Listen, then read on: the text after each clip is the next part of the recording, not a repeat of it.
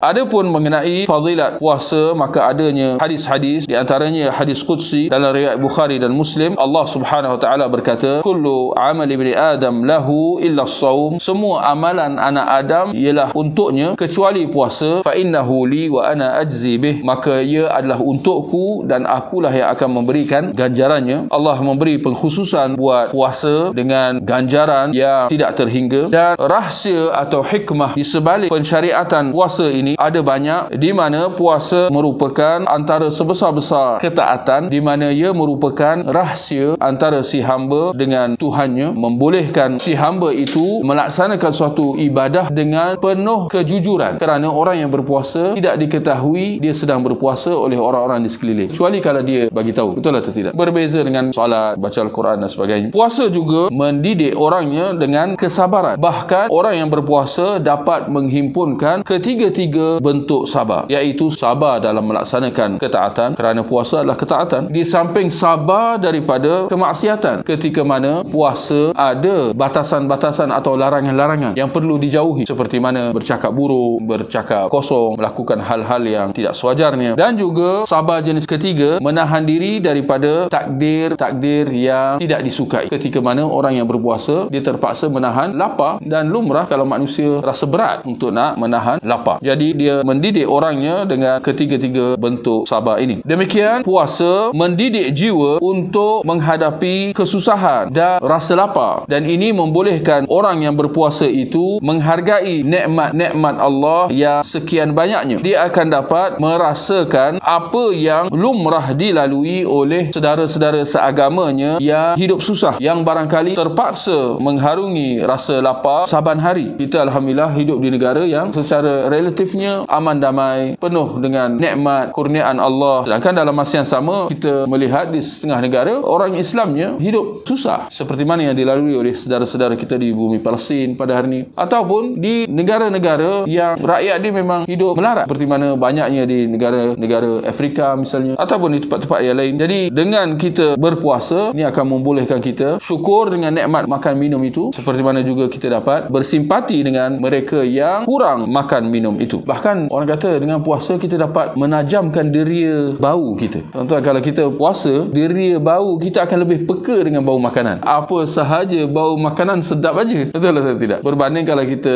tak puasa, tak apa-apa nak heran sangat. Begitu juga di antara hikmah puasa ada faedah-faedah kesihatannya, di mana dengan berpuasa akan memberi ruang dan peluang untuk badan rehat dan dapat menjalani proses pembaikan dan pemulihan, dapat memberi peluang untuk anggota tubuh badan menjalankan pembersihan dan pemulihan pada anggota-anggota yang memerlukan. Berbanding kalau orangnya tidak berpuasa, dia makan minum, maka badan terpaksa menghabiskan tenaga untuk nak mencernakan makanan-makanan yang ada itu. Jadi dengan berpuasa, orang itu akan dapat merehat tubuh badan dia untuk menjalani pemulihan. Kita memang dapat rasa bagaimana kalau kita makan atau makan hidangan yang signifikan, besar, bagaimana badan akan rasa letih. Betul atau tidak? Lumrah kalau orang makan je, dia akan tukar jadi ular sawur, dia akan jadi penat, barangkali rasa ngantuk. Kenapa demikian? Kalau bukan kerana badan sedang memberi tumpuan sepenuhnya tenaga segala yang ada ke arah untuk nak mencernakan atau nak memproses makanan-makanan yang baru dijamah itu, sehingga tak semena-mena badan rasa letih dan tidak berupaya. Demikian dia dapat menjauhkan keburukan-keburukan, seperti mana ia dapat menundukkan syahwat, seperti mana yang disarankan oleh Nabi SAW bagi mereka yang tidak mampu berkahwin. Nabi menyarankan orangnya supaya berpuasa.